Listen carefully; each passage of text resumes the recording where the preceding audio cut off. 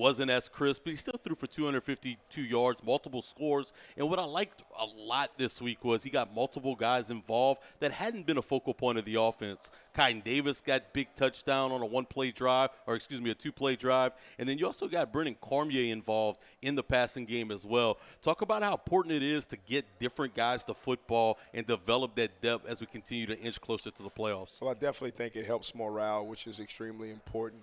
You know, guys have got their lips poked out when they're not touching the ball, you know. So I think anytime we can, you know, get multiple guys, you know, an opportunity to get on the field and have an impact on the game, I think that, you know, benefits us as a team and it benefits the kids overall, individually as well. So, you know, it's just unfortunate the way some things played out. You know, we're all human. None of us are going to be perfect every game. And, you know, I think more importantly, you know, did Carson miss 2 or 3 throws? Absolutely. But he also had about 5 or 6 passes that were dropped, okay? And we've got too many dropped touchdowns on the year. And I was kind of, you know, we all kind of had a conversation with KB this week to let him know that, look, man, you know, we've left some opportunities out there on the field, and it's very important that, you know, if we're going to compete for a district championship and compete for a state championship, we can't leave no money out there on the table, you know. But I think overall, you know, when you talk about the statistical production, you know, before the game or leading up into that week, I told our staff that I wanted to be 250 this week. I wanted to be balanced, you know. As much as I enjoyed the 2 weeks prior, I like to run the football, you know.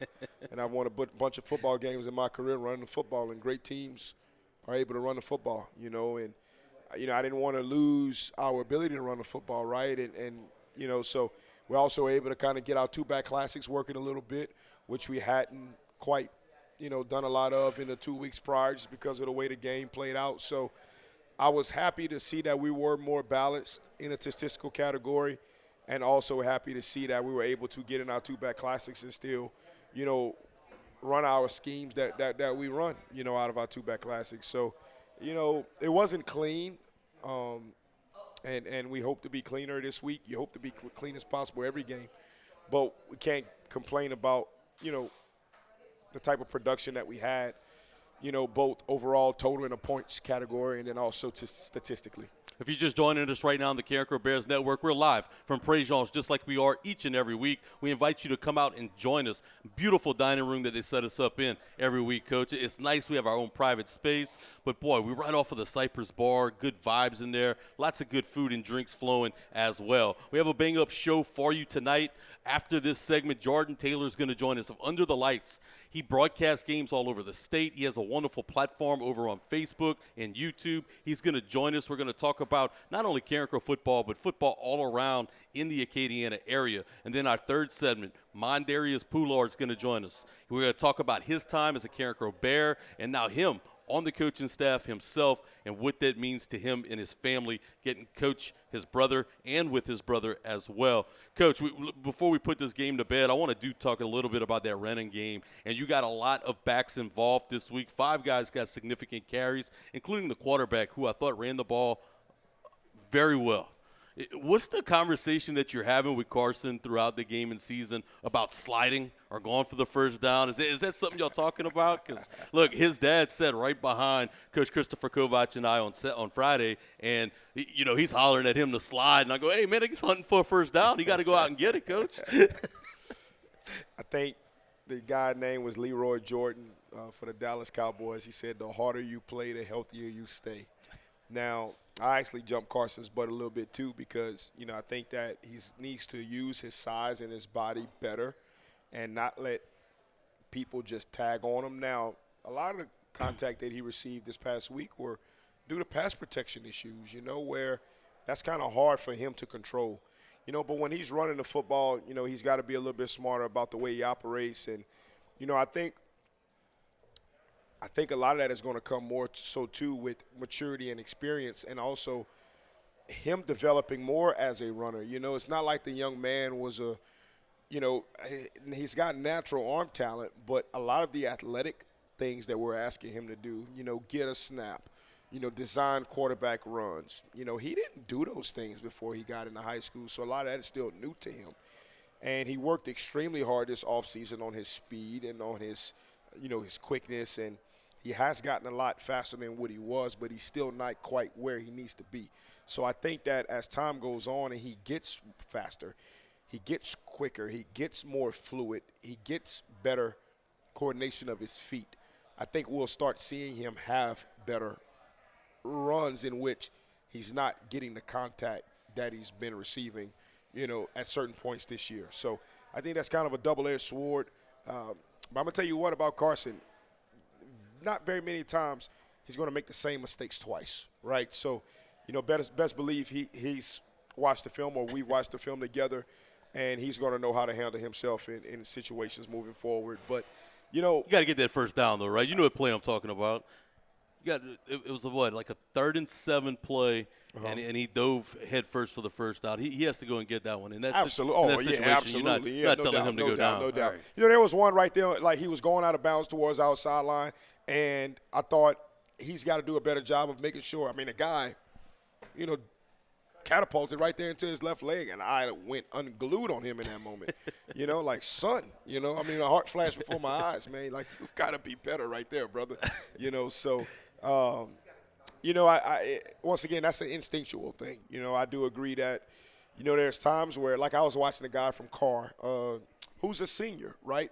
Like, when that kid was a sophomore, he wasn't making the decisions that he was making, I'm about to say, but I was watching Carr and Jesuit, on YouTube the other night, and I'm watching the kid. He breaks, I think he might have he kept his own read, and he's right there in the alley, and he's kind of sort of getting into what we call the city. When you're running the country, right, there's a bunch of open fields, not very many cars, not very many people, but when you're in a city, there's a bunch of traffic, So he kind of got out of the country and kind of rode into the city, and he made a guy miss, but then he realized he wasn't going to be able to do much more, and he did a quick slide and popped right back up, and that was a great decision in that moment. Carson's going to get better at that as time goes on, but there are some times where, no, there's no such thing as a slide in a certain situation. You got to put your shoulder pads out in front. You got to watch it. You got to wrist it. You got to wreck it, and you got to go get that first down.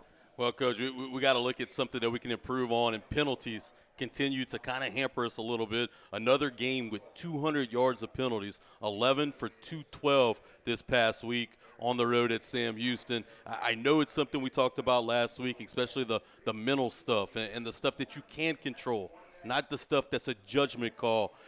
Is that something that you'll review each and every week and go back and watch all 11 of those penalties? I saw that. It didn't feel like we had that many yards in penalties. I really don't know where all of those penalties kind of came from. The very first kickoff of the game, I believe, for us, we got called for a late hit out of bounds, and I'm watching on film, and I don't see it. I don't see it.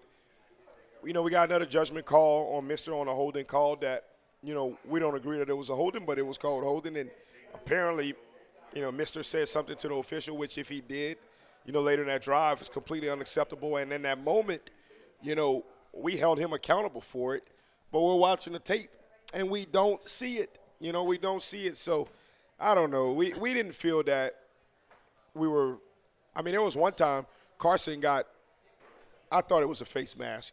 You look at it on film, the kid might not have grabbed his face mask, but it's still contact to the head neck area, correct? It's still contact to the head neck area. His head snaps, when the young man pulled his, his collar or whatever. So I'm asking the white hat, was it not a face mask? And I felt like the sideline guy purposely came and ran into me and got a 15-yarder. So I bet if you look at all of the games where Carencro High School is played in the Lake Charles area, you might have some penalties, yardage that's might be the average, So there it is, man. It kind of is what it is in that situation. I thought the week before versus Lafayette High, I thought we had entirely too many, self-inflicted situations. But I didn't think the other night was that bad. It didn't feel that bad, at least, while we were out there. Now, I'm so far removed from last week I can't even quite remember, Maybe you can help me out. But I just didn't think it was that many. I was a little surprised when I saw the number. There were a couple offsides. There was a kick out of bounds that might have contributed, but you had 4, maybe 5 personal fouls in the ball game. Let's look. I got one of them because they ran into me. My boy, Mr. Wilson Landry, got one. He came up to me that day. He said, "Coach, I got to tell you, that was me that got that penalty. I'm so sorry, Coach. I'm so sorry, Coach." But so that's 30 of it right there, right on 2 adults, So, William got the late hit out of bounds on the very first kickoff. That once again, I don't see it on film. I think AD got one, and that was a good call on AD. He had his hand up on the shoulder area. And it's going to happen, right? Which is not what we teach. In the context of a game, it's going to happen. You're playing, listen, you're moving for position. We got a lot of personal fouls the week before. Costly, self-inflicted, selfish personal fouls. I didn't see those this past week. And that's what we're concerned about. We can't really control all of the other judgment calls and sometimes the, penalties that you'll get just playing the game, pass interference, pass interference is holding is probably the 2 most common calls in every football game, no matter the level. You watch the weekend, they hold on Saturdays. They hold on Sundays. They got pass interference on Saturdays, on Sundays too. So to think that we're going to go in games and not have, any of them. Look, if you're playing hard and you're scrapping after, something bound to happen. I don't know. That wasn't something that we brought up in our staff meeting this past week that we had. It was the week before. And it was brought up in our post-game meeting as well. But this past week, as a staff, we didn't feel that we were that awful. Quick look at the defensive side of the football before we put the 65-21 win over Sam Houston to bed. I thought William Laverne had his best game of the year. I thought he was very active around the line of scrimmage. I thought we got after the quarterback well, especially early in the game, sending pressure from the second level, mainly Rontrell Woods getting home a couple times. Just talk about the overall defensive performance in the game. Well, I thought that first and foremost, I thought our defensive coaches did a phenomenal job with the game plan. I thought our scout offense for weeks in a row have done a great job of giving our first defense a tremendous look during the week in preparation for, the football game on Thursday or Friday, whichever game that we've played. And, the 3 touchdowns that they scored were all GLPs, were all game-losing plays or situations where we didn't do our job, point blank period. And those are tough, right? You want to make them earn it. If they're going to score, make them earn every inch of it. And we didn't in those 3 situations. The last touchdown should have been a pick 6. It should have been a pick 6, and we misjudged the ball, and it goes over our head, and it goes for a touchdown. There was another one where if we play the correct technique, we tackle it in the backfield for a 2 or 3 yard loss, and instead it goes for a touchdown. So we can't have those. But, outside of those 3 plays, I think we pretty much played as well of a game defensively as you can. Chance dropped the pick, which is not very common. Not very common for him. It's almost that he was almost a little bit too early. He was too anxious for it, But what a great job our defensive coaches have done all year long. And what a great job our players are starting to do a better job of keeping that point total, down for the opposing team. But we can't have the GLP mistakes that we had because, it's kind of proven, this year. Every team is different, right? It's kind of proven with this team. When we have those GLP mistakes, those are not 10, 15, 20-yard gains. They're turning into touchdowns. Okay, we can't have those. Well, Coach, we're going to put this game to bed, let you go grab some food. We're going to bring on Jordan Taylor of Under the Lights when we come back right here on the Carencro Bears Network.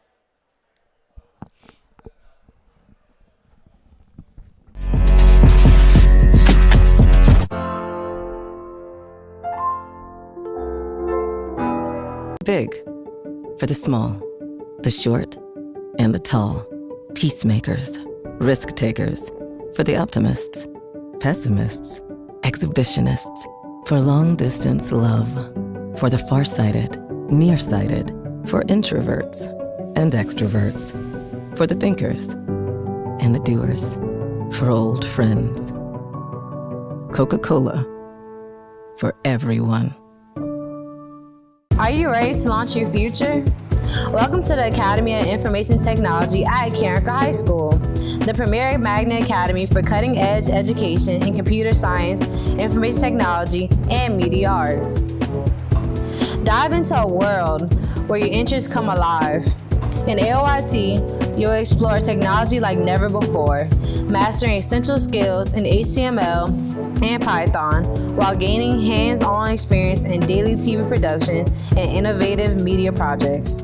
Our partnership with LSU and affiliation with the National Academy Foundation means you'll receive top-tier computer science education. Imagine leaving the academy with industry-standard credentials from Microsoft, Adobe, and CompTIA, plus a stunning portfolio that showcases your skills. Don't just dream about the future, create it. Follow your passion in tech and join AOIT today. Apply now at LafayetteChoice.com/apply. Your future starts here. All right, Carencro fans, it's football season. That means it's time for the GP Are You With Me? Carencro Coaches Show. This season, we're bringing it live to you from a Carencro staple right here at PREJEAN'S off of the Evangeline Thruway. We're going to be live each and every week. For Friday night games, the show's going to be on Thursday nights. For those Thursday night kicks, we'll be live on Wednesday nights, 6:30 to 7:30. You can hear it all at one place, the Carencro Bears Network. Never been a better time to buy a new Super Duty pickup from Hub City Ford. Right now, get $7,000 off MSRP on a 2025 Ford Super Duty. Need to pull a heavy load? It's the perfect truck with best-in-class towing and torque. And it's loaded with advanced technology. And with 42 acres, Hub City Ford's got a huge selection. Save big on a brand new Super Duty. $7,000 off MSRP. Hub City Ford, I-49 North, Lafayette.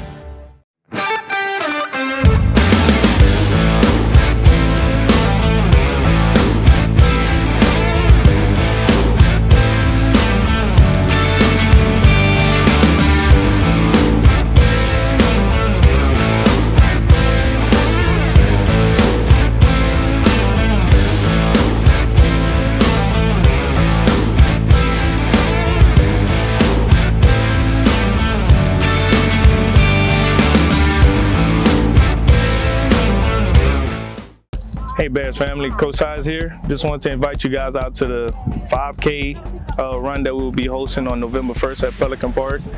This run will be linked in with the Sabon Festival, so if you do decide to come out and run, you'll be able to come out and enjoy the live bands and the varieties of different foods. To sign up for the run, you can use the QR code at the bottom left of the screen. You can scan the QR code, and you can also go to runsignup.com to register for the run. All right, once again, November 1st, Pelican Park, Sabon Fest, $25 to register. If you can't run the 5K, that's fine. You can walk it, you can jog it, you can do whatever you feel. All right, go Bears. All right, so their project was to create a tower with spaghetti noodles, 20 of them, a yard of string, a yard of tape, and one marshmallow, one jumbo size marshmallow. And the point was to get them to make towers that were as tall as possible that would balance the marshmallow on top.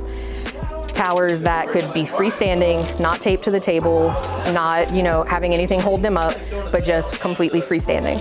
The purpose of this activity was to get them thinking outside the box and to get them problem solving and collaborating, working together, trying one solution, and if that doesn't work, trying another, disseminating information and putting it into the problem that they need to solve so that they can learn how to do that while we learn coding this year in our computational thinking class. But overall, they did work well. They kept trying different solutions to the problem that they had, and that was the point of the activity. It's not necessarily completing the goal at the end, but being able to work through it and not give up whenever you hit a roadblock. I have a lot of football players in this class specifically, and if you're on the line, you have to have a wide base so that way you don't get pushed over. And I don't think that translated in their brains yet, but now they see it, and so it's something that they can think about. Hey, what's up? They a whole new base. They took their base down and made a whole new one. That's so lame.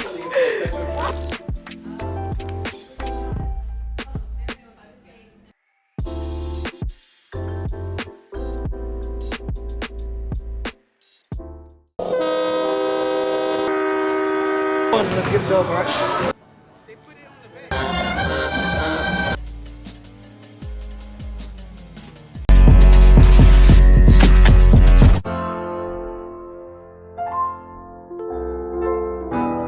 To PREJEAN'S, it's the GP Are You With Me? Carencro Coaches Show, and right next to me now I have Jordy Taylor from Under the Lights. Jordan, I appreciate you joining us today and being able to come on, man. I'm a big fan of what you guys do over at Under the Lights. I'm just glad that you could be with us tonight. Absolutely. Thank you for the opportunity. When you reached out earlier in the season, I knew I had to take advantage of this because this is a cool moment that I can go back and say, man, I was on Carencro's coaches show over here at PREJEAN'S, and it's opportunities like this that I'm forever grateful that you reached out. I'm usually in your seat, so I'm usually the one doing the questions and doing all the talking. So this is different. So I know you caught me a little nervous walking in, so I'm ready to get after it now. Talk a little high school football with yourself. So once again, thank you for the opportunity. Yeah, for sure. Let's touch a little bit about what you guys do at Under the Lights. Y'all have such a tremendous platform over there, and you cover at least 2 games a week, and you have a live show once a week. Tell the folks that are listening where they could find you and what you guys are all about. We actually got a live show tonight. So as soon as I pack up here, we got 8:30 to 11 p.m. We're going to have our show in Opelousas, Louisiana.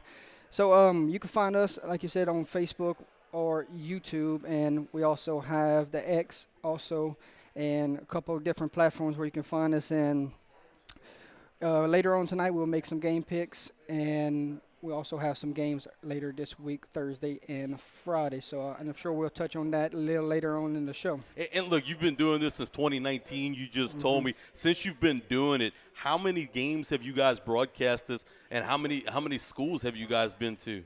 That's an incredible feat which you guys were able to accomplish in just a short period of time. The amount of schools that you not only travel to on Friday nights and Thursday nights, but you're also traveling to schools throughout the year, during the summer. You guys visit a ton of campuses. Well, let's rewind then, if we could do that. Can we rewind back to 2019 and work our way up? Yeah, sure. So 2019, you get out of coaching, so coaching high school football at my alma mater, Port Barry, and then you go chase a broadcasting dream. And you start in 2019, and you just start broadcasting your alma mater's games right there at Port Barry. So that was a cool moment. And then 2020, COVID happened. In 2020, they put a 50% cap on stadiums, right? Yep. Attendance-wise.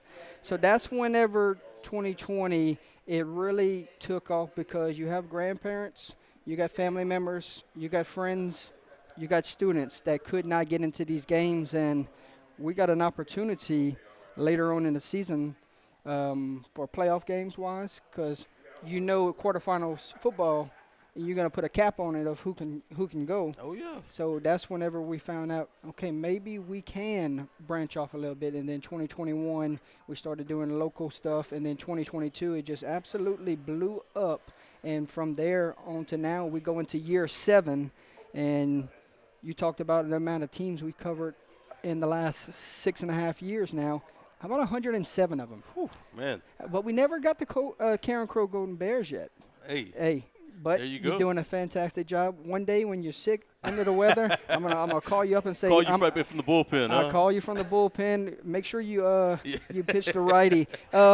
57 different stadiums we have a chance to broadcast from. So that's also something I really, really enjoy looking back on. We've been to a lot of different places across the state of Louisiana, and this ain't 57 of them close around the area. This is from New Orleans to Lake Charles to North Louisiana, right here locally in the Acadiana area. So I'm very proud of the amount of places we've been, the hospitality that has been shown, and the friendships with the coaches, and the amount of players we've seen across the state of Louisiana that have gone on to do bigger things and play college football or be great fathers, because we're 7 years into this, and it's been a special run, and I can't wait to see what's in store. And it's cool to get you in the Lafayette area. You don't always come in the Lafayette area, but you're so involved in watching the different schools and keeping up with it. It's a good year for the Lafayette area schools, and Carencro's right in the thick of things.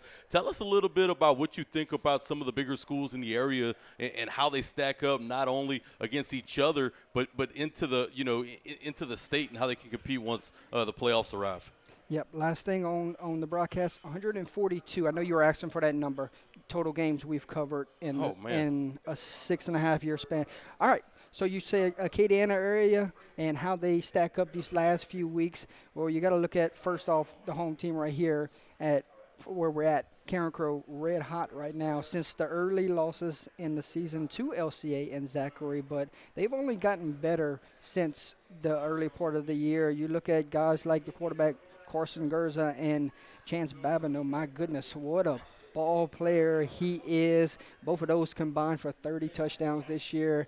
I bet you have a lot of fun calling those two names. I mean, an offense that's averaging 48 points per game. I mean, Hey, Blaine, it's fireworks every time we turn around, Jordan. And you look at the backstretch right here at Sulphur, big one with Southside, big one with Acadiana. It's going to be a fun 3-game stretch for you and the crew and this staff. So I'm excited to see where Carencro falls moving forward. Phenomenal job what Coach Gavin Peters has done this year, his staff. I have so much respect for Carencro. They're currently coming in 16th ranked. Got some work to do if they want to solidify postseason football right there at the Crow Dome. Well, look, they've lost those 2 games early in the season that you said, but a lot of football still ahead of them, and the tougher football ahead of them, you know, they've down the only stretch. gotten better. All the goals are still in front of them, and as you mentioned, in 16th right now. But the way the schedule sets up, they really have an opportunity to push that power ranking up even higher and possibly host that first-round game. But it's all going to come down to Week 10, and look, we know that. Gavin can't sit up here and talk about, you know, the down-the-road games, but look, we can. Oh, yeah. That's what we're here for. Acadiana's incredibly good again this year. They had some early season stumbles, but they found their footing. They have a huge game, you know, on Friday night against Southside, and that's going to kind of set up the rest of the district and what happens with Carencro Southside in Week 9, and then ultimately Carencro Acadiana in Week 10. From outside looking in the perspective of the entire state, is that how everybody else sees this thing playing out? I mean, it's a 3-man race, and it's going to come down to Week 10. And I'm excited to see these next few weeks play out. If I know Coach Peters, he's not looking ahead right now. It's let's worry about Sulphur this week. But we can have a little fun with it tonight and talk about the big ones coming up. And Southside Acadiana this coming week, that's going to have huge implications of what could occur come Week 10. Could we have a split for the district title? Could we have an outright champion? It's fun this year knowing from an outside looking in that it's a 3-man race, because for the last couple of years it's been Acadiana that's really ran this district, and right now Carencro looks like the team to beat. You know, I don't want to discount Southside, too, coming in. You know, Coach Jess Curtis came over from Manny, and he's really established his offense now, and they're getting things into gear. It's shaping up to be a huge Thursday night ball game a week from now. But, look, there's other teams that place so much importance into the power rankings outside of who we play and who we control. Correct. LCA is incredible. Carencro fans are watching them, STM real closely. We're huge LCA fans and STM fans right now. We need those guys to get those important wins so we can set ourselves up for those power points. And you talk about you got a big one with Southside next week. Well, LCA has a big one next week with LSU commit Peyton Houston is coming into town next week. Can you imagine that environment at Knight Stadium when LCA and Evangel do battle on a Thursday night? Oh, it's going to be a big one. Imagine that. And look, they're incredibly talented, that LCA team, with athletes all over the field. Their only stumble so far at Archbishop Shaw in the West Bank. I think that LCA is going to be able to contend in that ball game and be able – their defense, look, they got 2 commits, 1 to Tulane, 1 at UL. They have some outright talent on their own end. Well, Blaine, they got a guy coming off of the Notre Dame win last week, Jamison Marzell, 17 tackles and a sack a week ago against a good Pio team that it was over from the start. Jump on them quickly. That's kind of like the MO and how they operate. And when you have a lot of athletes playing all over the field, it'll happen. Another game folks around this area, though, are going to be incredibly excited about is going to be that Turlings STM game. Oof. And that's going to be another game that's really important to Carencro in that PowerPoint position. Man, what a job Coach Corville has done coming in to take over. His place he played for, the place that blood, sweat, and tears. And when he was once a Rebel, he comes back, leads the team, a 7-0 start. And you talk about the STM one, but I think a lot of people are paying attention to East Ascension coming into town because Coach Shapanche is coming back to the sidelines this week. So this one has everything you want and more. East Ascension's got an offensive tackle that's committed to LSU right now. Did you see the highlight tapes of him taking direct snaps at the quarterback position? What is he, 6'8", 300? Rebels got to – I'm sure Rebels are game planning and losing some sleep knowing that Mr. Martinez is going to be in the backfield. But Turlings, it's not an easy stretch, but you do get them at home. East Ascension, St. Thomas More, back-to-back weeks at home. But Coach Corville has those guys locked in.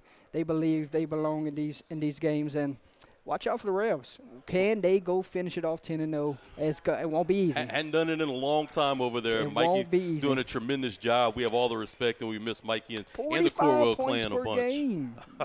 They're doing it a number of different ways, too. It's interesting how he's able to get everybody involved. And you, very involved, very busy. Your football week starts not only tonight, which is a show at 8:30, but where are you going to be Thursday and Friday this week? So Thursday night we got a showdown between St. Martinville and ERAV. You talk about undefeated teams. Well, the Bobcats over there in Division III non-select is currently ranked in that top 5. And you look at them, they're 7-0. Well, this is probably going to be a team that's going to come in and match up well. I know it's not the ideal season for St. Martinville, so I'm curious to see the battles between the receiving core and the defensive backs for ERAF and St. Martinville. I'm intrigued. Thursday night over there at Bobcat Field, that's a place that they rally around their team. They support their guys. It's an incredible atmosphere, so I'm excited for that one. But Friday night, that's the one. When I say that's the one, because you got district championship on the line when the Gina Giants come into town and battle with the Bunkie Panthers. It's 6-1, currently ranked number 1 in the state is Gina, and you got 7-0, currently ranked 8th in the state. Is that gonna be your biggest game so far this year that you guys done? I believe so. I believe so. We had the battle of the state champions out the gate back in week 1 with Catholic New Iberia and Vermilion Catholic. So that was week 1. So we knew how big of a game that was. The storylines, battle of the state champions. Well, here we go. I covered this game 2 years ago, and it's still the best atmosphere I've ever seen for a high school football game. Wow. I don't know where they're going to put them, Blaine. There's not enough room for Gina and Bunkie fans Central Louisiana's Friday gonna nights. Be on fire. Absolutely. Well, Jory, I appreciate you joining us. Of course, our fans can catch you 8:30 tonight on Under the Lights Facebook page and YouTube. We would love to have you again, man. I appreciate your time. Awesome opportunity. Can't thank you enough. And Coach Peters, I know you're watching right now. Good luck Friday night and moving forward. And for yourself, keep killing it, my man. It was an honor to be here. Thank you for being a great friend, and I can't wait to be back. There you have it. Jordan Taylor of Under the Lights. We're going to step aside when we come back. Mondarius Poullard is going to join us. We're going to talk about his transition from a Golden Bear on the gridiron onto the coaching staff right here on your home for Carencro football, the Carencro Bears Network.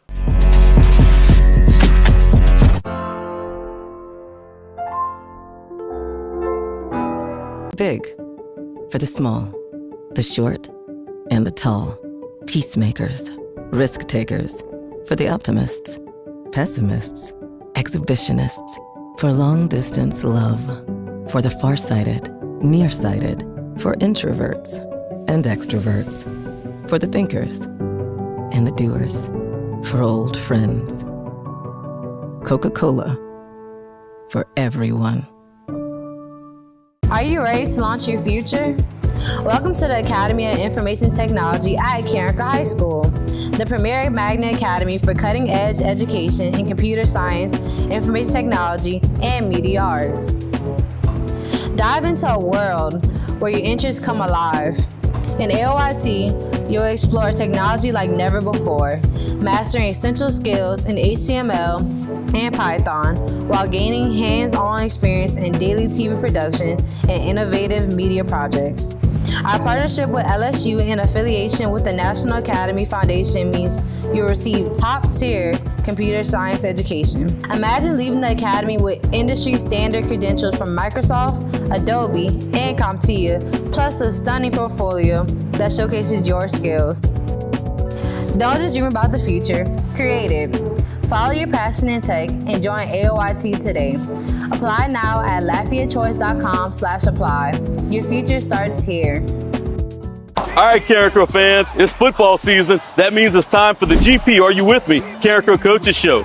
This season, we're bringing it live to you from a Carencro staple right here at PREJEAN'S off of the Evangeline Thruway. We're going to be live each and every week. For Friday night games, the show's going to be on Thursday nights. For those Thursday night kicks, we'll be live on Wednesday nights, 6:30 to 7:30. You can hear it all at one place, the Carencro Bears Network. Never been a better time to buy a new Super Duty pickup from Hub City Ford. Right now, get $7,000 off MSRP on a 2025 Ford Super Duty. Need to pull a heavy load? It's the perfect truck with best-in-class towing and torque. And it's loaded with advanced technology. And with 42 acres, Hub City Ford's got a huge selection. Save big on a brand new Super Duty. $7,000 off MSRP. Hub City Ford, I-49 North, Lafayette.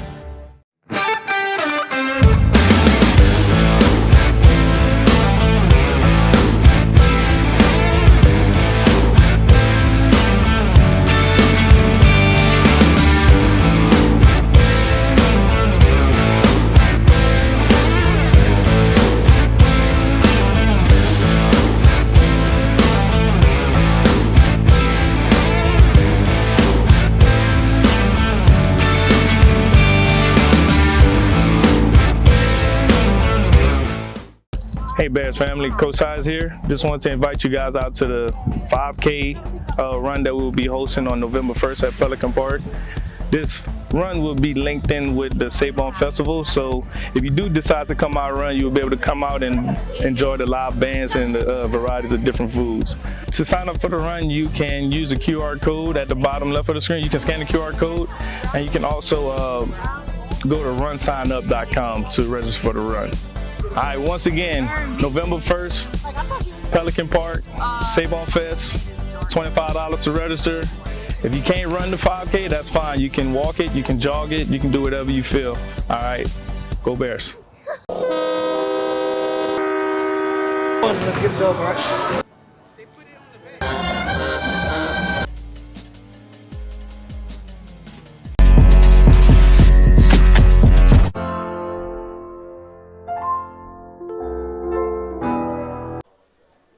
Right back to PREJEAN'S. It's the GP. Are You With Me? Carencro Coaches Show live on the Carencro Bears Network. And I got Mondarius Poullard right on the side of me. And boy, it wasn't long ago I was watching you and your brother just dice up the field on Friday nights. Now you changed into a little bit of a different role on this coaching staff. How exciting was it when Coach Gavin called you guys and said, hey, you want to come do this coaching thing? Man, it was like completely mind-blowing. Like just getting an opportunity to coach these guys, knowing they just real good coaching staff. And just knowing that, hey, we want you, man. We just want you to give it a little bit of experience and just show them what you got to going on.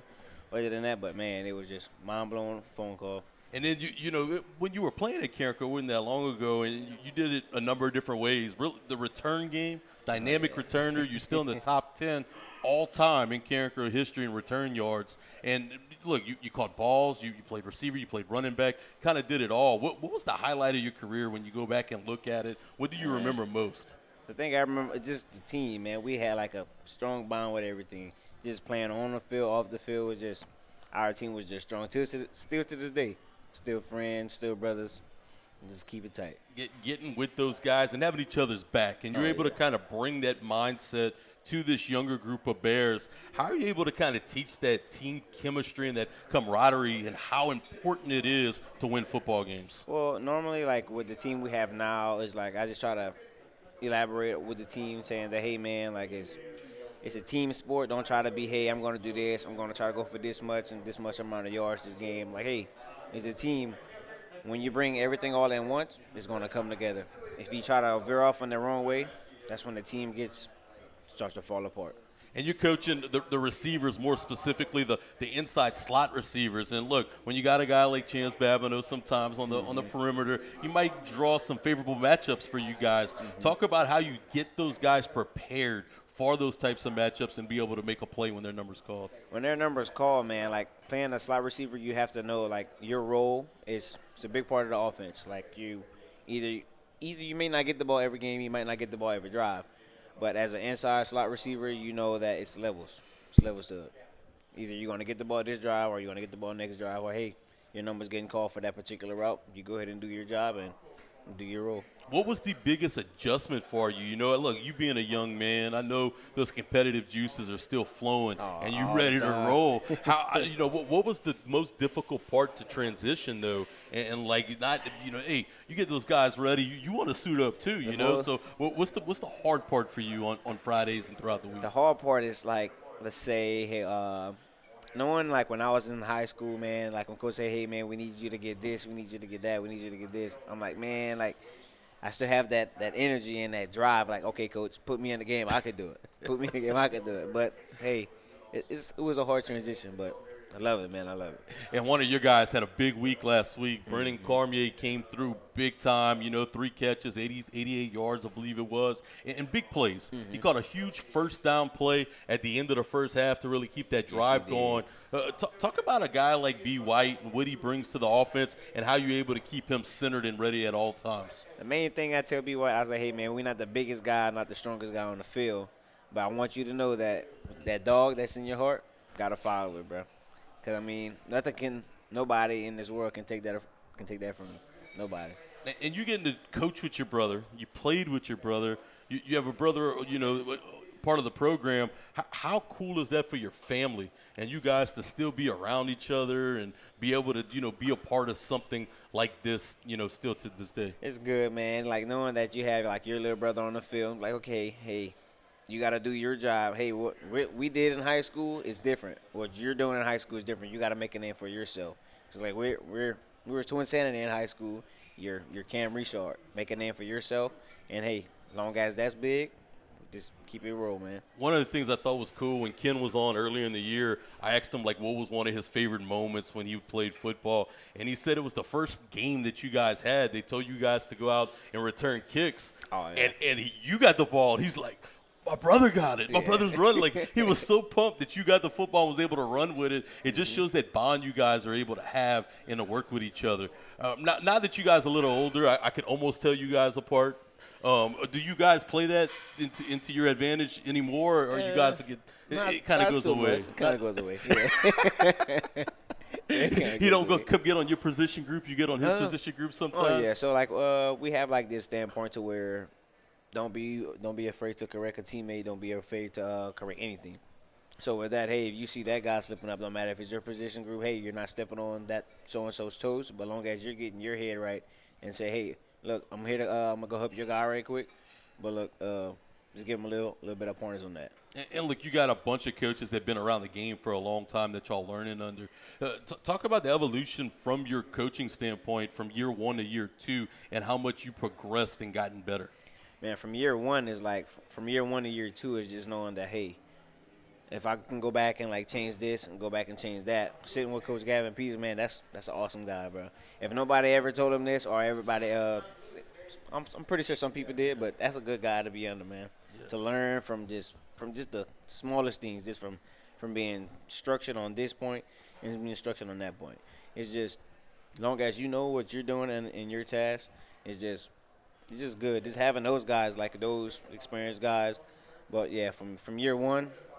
It was kind of a little rocky, but from year 2, now that like okay, you're more confident, right? It's the standpoint, and it's the standard. Awesome, man. Well, look, man, I appreciate your time. You coming on board. I still remember watching your high school career and the big moments. You know, if it was a catch against Acadiana or watching your deep playoff run. Your senior year it was a lot of fun, man. I appreciate you joining us today. Best of luck tomorrow as you hit us off. Sir. Thank you.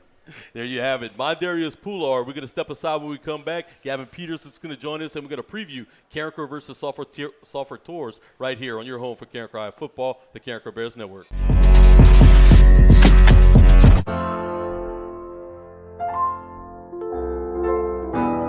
big. For the small, the short, and the tall. Peacemakers, risk takers. For the optimists, pessimists, exhibitionists. For long distance love. For the farsighted, nearsighted. For introverts and extroverts. For the thinkers and the doers. For old friends. Coca-Cola. For everyone.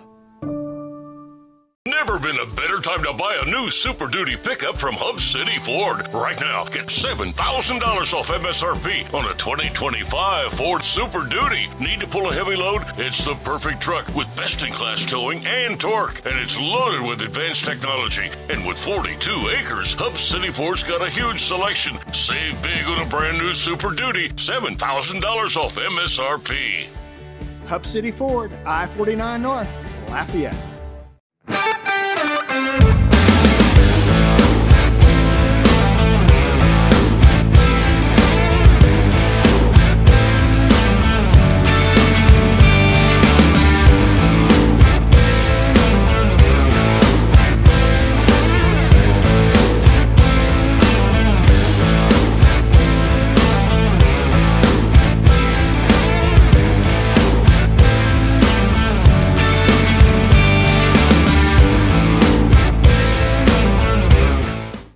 Hey Bears family, Coach Size here. Just want to invite you guys out to the 5K run that we'll be hosting on November 1st at Pelican Park. This run will be linked in with the Sabon Festival, so if you do decide to come out and run, you'll be able to come out and enjoy the live bands and the varieties of different foods. To sign up for the run, you can use the QR code at the bottom left of the screen. You can scan the QR code, and you can also go to runsignup.com to register for the run. All right, once again, November 1st, Pelican Park, Sabon Fest, $25 to register. If you can't run the 5K, that's fine. You can walk it, you can jog it, you can do whatever you feel. All right, go Bears. Let's get it over, right?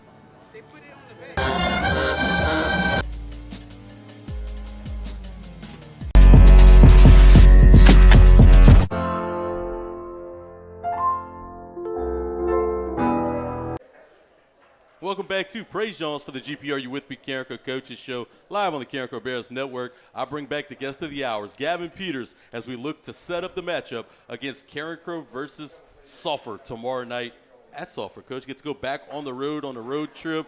Got a little rehearsal last week, what it was like. Any hiccups on that front? No, it seemed that we have a nice blueprint of when we travel to Lake Charles. Not quite sure how much more times we'll be traveling to Lake Charles. With the news that kind of came this week that, we're going back down to 4A for the next 2 years. So, not quite sure what district we're going to be in and who our opponents are going to be.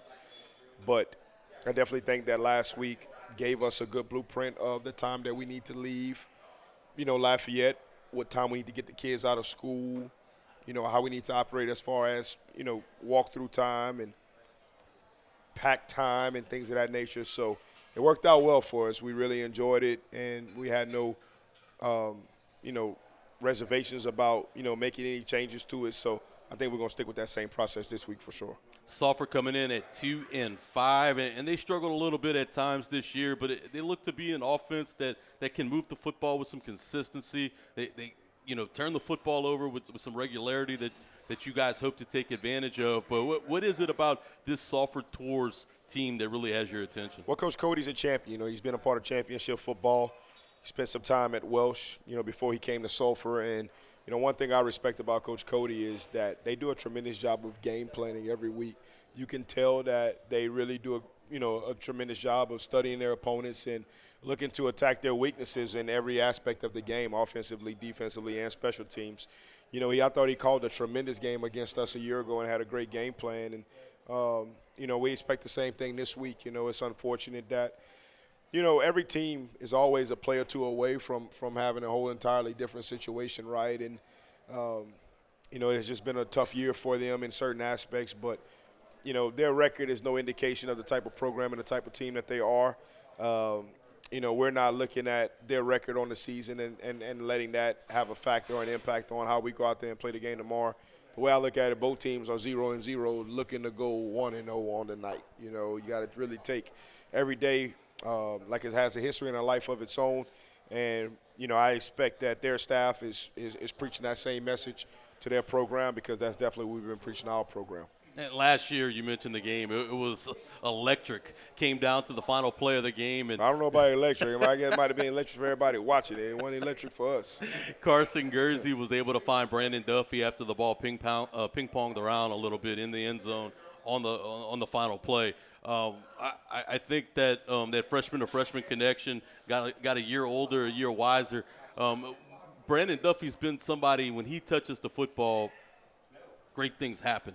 Is he somebody that the more we get deeper down into the season that we're going to try to come up with new creative ways for him to touch it?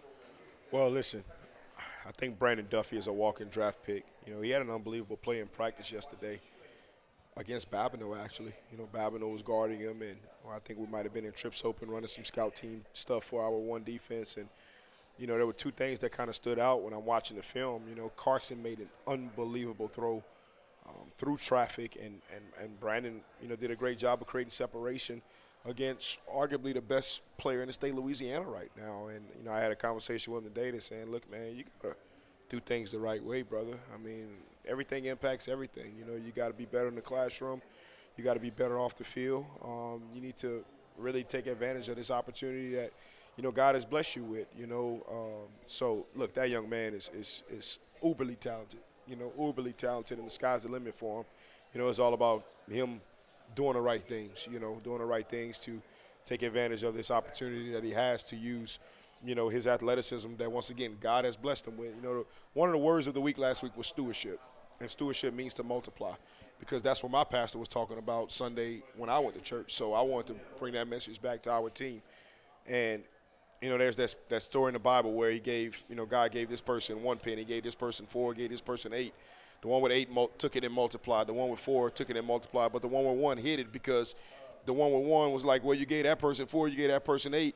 You know, so he said, you wicked servant. He took that 1 from him and gave it to other people, you know. And, you know, that's just kind of been the message to all of our kids, you know, over the last couple of weeks, that, you know, God has blessed this program. God has blessed this team. We are all required to multiply and be fruitful. You know, our community gets joy out of us. Our school gets joy out of us. The morale, you know, all of those things. So, you know, Brandon Duffy's no different, man. God has blessed him with that tremendous talent, and he's box office, right? Like, he is very fun to watch play the game. You know, he plays the game with a lot of passion, very spirited. You know, I just really hate to see that young man not be able to take advantage of what he's been blessed with. But, look, we're always looking for ways to get the ball in the hands of all of our players, right? But with a guy like Duffy, you know, it's very easy to find ways to get him the ball. But it's all about him being available to get the ball. You know, I'm not quite sure if he's played a game of 4 quarters yet, you know, for whatever reason that might have presented itself. You know, we'd sure like to see the young man, you know, play for 48 minutes, right? High school football, yeah. I sure like to see the man play 48 minutes offensively, defensively, and special teams. Look, man, the kid is locked down corner. You know, Flip from Lafayette High. I can't remember Flip's real name from a year ago, man. I mean, Duffy went out there against that kid as a freshman, man. That kid was one of the best athletes in the Lafayette Parish, man. And I think held him to 0 catches. You know, and he hadn't played a lot of defense since week 1 versus STM. He needs to be on the field all the time. You know, he needs to be on the field all the time. So, once again, I just think the world of him as an athlete. He's got unbelievable athletic ability, but it's all about him taking advantage of that and putting it to use and multiplying it. And something you alluded to a little bit earlier is the classifications. Breakdown came up. Carencro will move down to 4A. A lot of movement, though, and what it's going to create is kind of a logjam of 4A schools in the area where the district can be split up multiple different ways. Talk to us about what that process looks like for them to break down the districts, and when can we expect to find out where we land? Well, I think it's no different than what every business do, right? Like we're in a business right now, PREJEAN'S, and PREJEAN'S probably have committees of people together to decide on certain things that happen within the business. Well, it's no different with LHSA. So LHSA forms committees that are going to do the district pairings, and they're going to do it based off of geographics. So, you know, we expect to be in either what we're calling the Lafayette district or the St. Parish district. You know, Lafayette district right now is it's made up of Turlings, Westgate, St. Thomas More, North Vermilion, Rain, and Northside, I believe. And then the St. Parish District is made of Broke Bridge, Cecilia, Livonia, Beauchene, and Opelousas, if I'm not mistaken. And then you have Arca, Larka, and us that are coming into the picture. And then also you have some schools in Lake Charles where I think that might have been a 5-team district where 3 of those teams have dropped down to 3A. And the only 4A teams left are LaGrange, DeRitter, and Lake Charles College Prep. So kind of what happens with those guys too, you know. So you get to lobby a little bit? That's not my job. I've got a job that's hard enough, and I'm going to focus on doing that job. And, you know, whenever the information comes out and they tell us what district we're in, look, it changes. I can remember a couple years ago where the first district pairs that came out, they had Carencro in the St. Parish District. And then by the time it was all said and done, they had moved us to the Lafayette Parish District. So geographically, we are the furthest school north to kind of pair up with that St. Parish District. You know, so the Lafayette District does have a chance to be extremely crowded. So do they make a big – all right, Coach, see you tomorrow, brother. Do they make a big, you know, Lafayette District and then a small St. Parish District? That's possible too. So I don't know. We just got to kind of wait and see, you know, what it plays like. I think, you know, we can almost guarantee for sure that we're going to need a week 1 through 4 game. I think we pretty much got 1 through 3 kind of mapped out. And, you know, we got to just kind of see what's going to happen with 4 and 5. We've kind of been in some conversation with some coaches, you know, over the last couple of days. So we just got to kind of see where it heads. Wrapping up right now with Coach Gavin Peters. Coach, before I let you go, you struck my interest earlier. You said you passed by the new football ops building, getting close. When's moving date, and how excited are you guys to get into that You know, facility? It's another one of those deals, man, where I'm not very concerned with it, right? I got other fish to fry, you know. Look, we're out there competing for a district championship. We're dealing with – I talked to a parent the other day. I said, you've got one child, right? No, it was actually Eric Narcisse newspaper for that Daily Advocate. And he's got a son that's a senior at Larka. And so he was asking me, well, Coach, how's it going? I said, well, you got a senior in high school, right? He said, yes, sir. I said, imagine having 100 of them. Imagine having 100 of them that are freshmen, sophomores, juniors, and seniors. So, you know, that's my life on a day-in and day-out basis, you know, trying to – you know, raise young men the right way, you know, and hold them accountable to be a champion academically, athletically, socially, and spiritually, you know, and it's always a challenge. So I'm not worried about no field house right now, I can tell you that. As a matter of fact, today after practice was the first time I walked in, probably in about 2-3 weeks. I actually forget about it, to be honest with you, which is a good thing. You know, I'm focused on our program, I'm focused on our kids, I'm focused on our opponent of the week, and doing everything that we can to prepare young men to go out there and be successful, you know, both on and off the field. Well, let's hope you're not worried about that building until about the 3rd week of December, Coach. That'll do it for us tonight. Tomorrow, you can catch us at 6:45 on Mustang 107.1 for pregame and 7 o'clock kick. Can't wait to see you guys. See you next week. Go Bears.